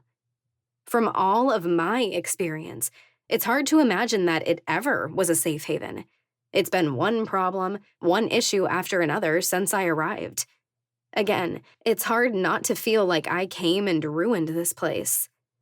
Archer King is dead, Roman says. There's an edge to his voice, and who could blame him? The safety of this city is his charge, and Sigrid just said people are leaving because they don't feel safe anymore. There have been no sightings or reports of anyone causing issues. It's been nothing but quiet and peaceful since we've eliminated the collector. Yet the fact that things are once more happening remains, Sigrid says darkly. As word spreads about what is happening, it won't just be my kind who leave. It will be the gifted and the vampires. Then they can go deal with the houses and the royals, Roman says, almost bitterly. This is our home, Elena snaps. Chicago has been something special for decades, nearly a century. People came here because they were safe here, and you're just going to give a screw you goodbye? We can only do so much, princess, Roman growls. We work our asses off to keep this place what it is. We're vampires, supernaturally gifted. Things are going to come up, and they live comfortable lives while we are just supposed to fix it all for them. His words chill me, because for a moment, I agree with him. How nice it must be to live in this city as just a citizen, to know that the higher-ups will take care of the problems. But that's how it's supposed to work. The strong defend the weak. Do you have any suggestions? Roman challenges, leaning forward, laying his palm flat on the table. How do we fight this? Do we even know what this is? We have 6 victims, with 2 sets of problems. How do we fight this, Elena? We don't know what the hell this is. Why are you so vile? Elena hisses. Why are you so entitled? He fires right back. Okay, I yell out, throwing my hands up between the 2 of them, even though they're both still seated. This is going nowhere productive right now. Sigrid, I'd like you to send the 3 victims to the hospital. I think we should run tests on them, see if there are any connections. Roman, you're right. There isn't much we can do when we don't know what this is or if anyone is doing it. But we're going to keep our eyes peeled. We're going to have our ears to the ground. Mason arches an eyebrow at me, a smile pulling one corner of his mouth, as if to say, well done, I'm impressed. Juliet is right, Sebastian says. He places a hand on my back, rubbing gently. There's nothing to be done until we have some answers. People have a right to get nervous. We just need to reassure them. Forgive my people for being a little more than nervous, Sigrid says darkly. This last go-around, it was them dying, not the vampires. Now, they are losing their identities. We will find answers, I say calmly, laying my hand over that of my aunt. Her eyes slide to mine, and for a moment, we stare at each other. She's scared, angry, in pain. She loves her people. They look to her, and she doesn't have answers this time. Is there anything else that needs to be discussed? Mason asks, always the calming element in this storm of Night Council members. No, Roman says firmly. Mason nods and stands, pushing his chair back under the table. You're all welcome to the engagement party, Elena says. Her tone is still on edge, but easing back into her normal, confident self. Friday night, 7 o'clock. Just perfect. Chicago is falling apart once again, and we're all going to a party. Chapter 8. No, this is the wrong fit, Elena declares as soon as the attendant zips up the dress. It's too bad the dress I got from the gala got ruined, I state in annoyance. I could have just worn that again. Not a chance, Elena says as she smooths the dress she's wearing. You're the bride-to-be.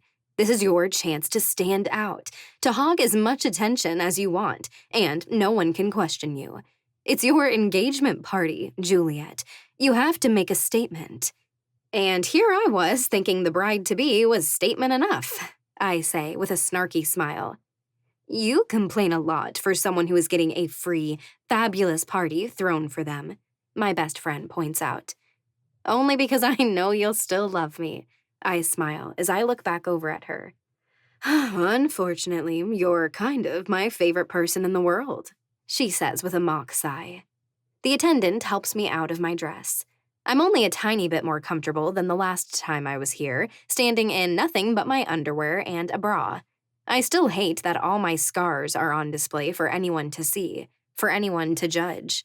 I'm doing my best to simply ignore them. Can I try that white one on? I ask the woman helping me.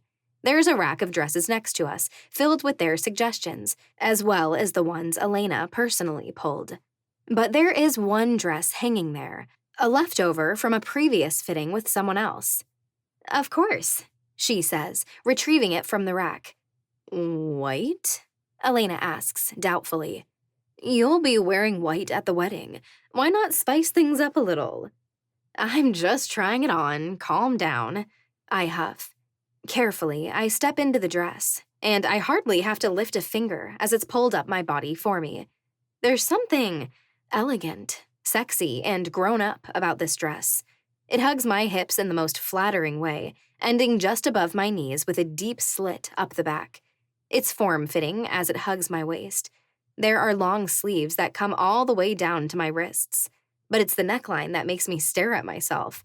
It's wide and severely square. My shoulders are barely covered, and every bit of my collarbones are exposed. I take everything I said back, Elena says, as one of her eyebrows slowly rises. White is definitely what you need to wear to this thing. With your hair up, it won't just be Sebastian who can't take his eyes off you. I have to admit, as I stare into the mirror, turning side to side, evaluating myself from every angle, I look damn good in this dress. It's not all that often that I feel deeply feminine and beautiful. But looking at myself in the mirror, as Elena once said, sometimes dresses are magic. I'll take this one, I say with a pleased smile. I nearly die at the price tag. Once upon a few months ago, Elena just threw expensive clothes at me. But I'm a real grown-up now with money of my own. And it feels good to know that I have the funds to cover this without sweating it. But still, not too long ago, that would have been more than a month's rent. I'm not a girl who needs expensive clothes. I'd be just as happy with a dress from Target, or even a second-hand store.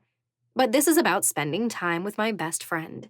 Shopping is Elena's love language, and you have to feed those you care about. We both pay for our dresses. They load my dress into a bag, but Elena leaves her for tailoring.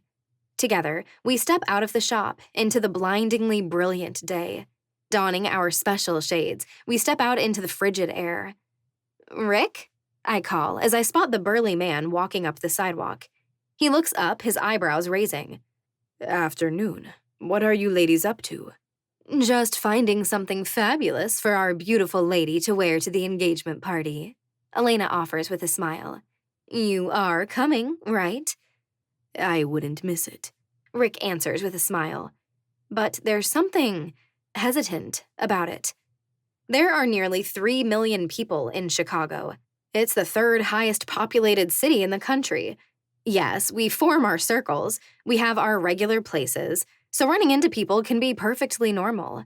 But we're on the Magnificent Mile.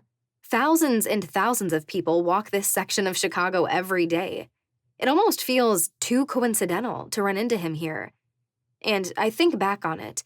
I never ran into Rick before Archer King. I didn't even meet him at all until a month before Roman and I killed the Collector. But over the past 2 weeks, I've now run into him 3 times. Where are you headed to, Rick? I ask. I try not to narrow my eyes at him. I think I have a good poker face, but really, I am extremely mundane in hiding what I'm really feeling. Just headed to Alfred's Bakery for some bagels. Have you tried them yet?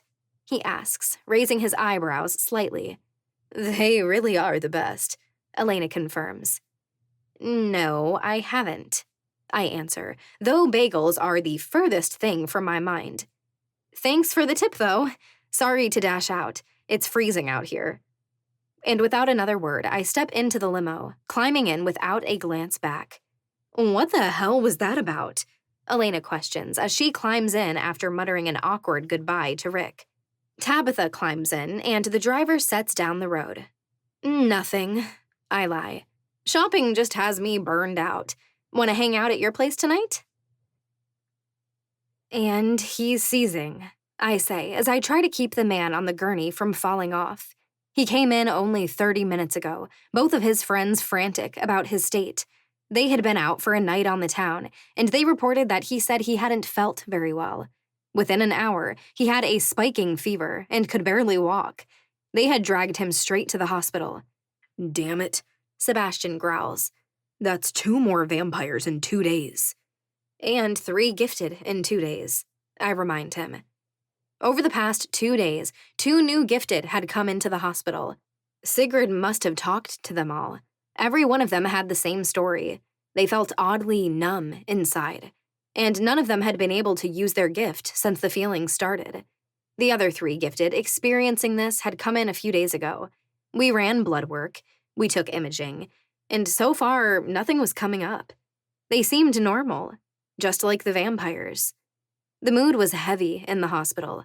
As doctors, we're supposed to be able to fix people. We're supposed to be able to get answers. But in this, we don't even have a diagnosis. As Sebastian and I work on this latest victim, I feel defeated. How do you fix something when you don't know what the something is? It's a long night. Some shifts fly by as if they're only a matter of minutes, and others crawl by, the minutes feeling like they are hours. Tonight is the latter.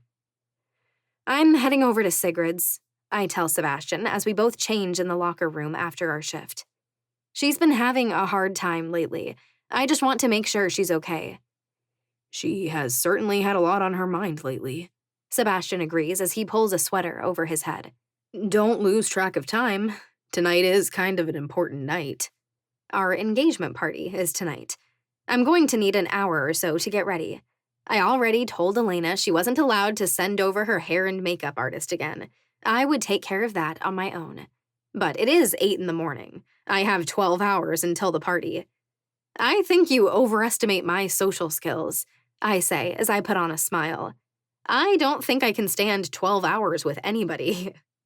Guess this is going to be an adjustment, Sebastian says with a smirk. He hooks his finger under my chin, tilting my face up towards his. You're going to get a lot more than 12 hours with me, Juliet. It's a good thing you're nice to look at, I tell him. He smiles and leans down to press a kiss to my lips. I step away, closing my locker. You'll be home by 6 or so? Sure, I say. I will see you then. Sebastian nods, and I head out into the gloomy day. I need a few moments to get my plan into action, so I stop by my apartment, dropping my things off. I stall for a good 5 minutes. And when I think it's been just long enough, I take the elevator downstairs once again. I look around when I'm outside. My eyes scan the crowd. But there are a lot of people out here right now. It's a Friday, but it's still a work morning. People are hurrying off to their mundane, boring jobs.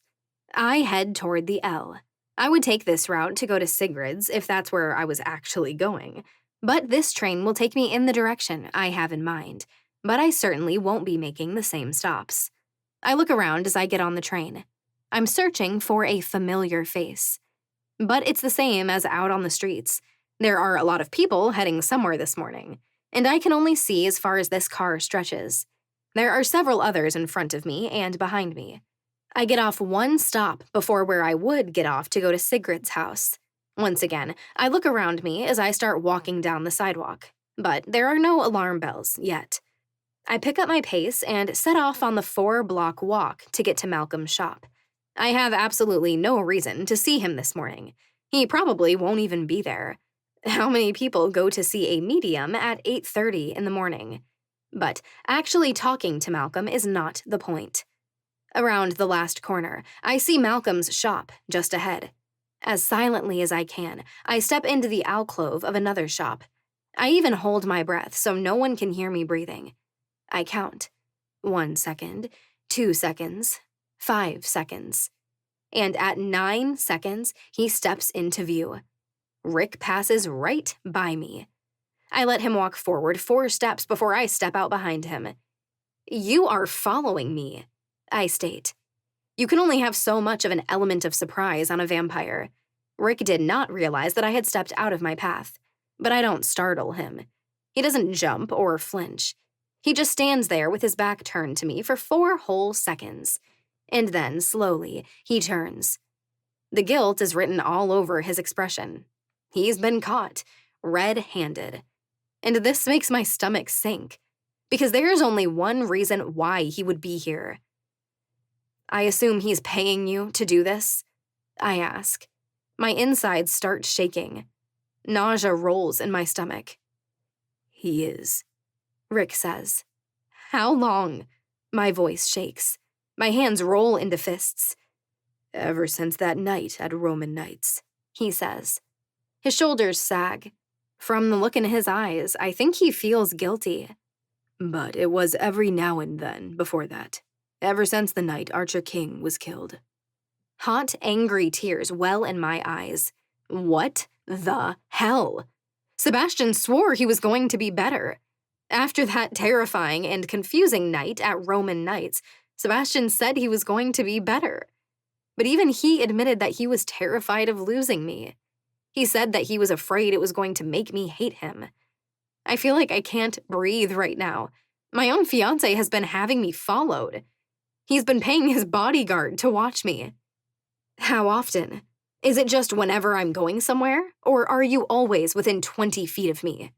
The sound of my voice is becoming a little more frantic by the minute. Rick lets out a sigh. He shakes his head. "I wanted to tell you.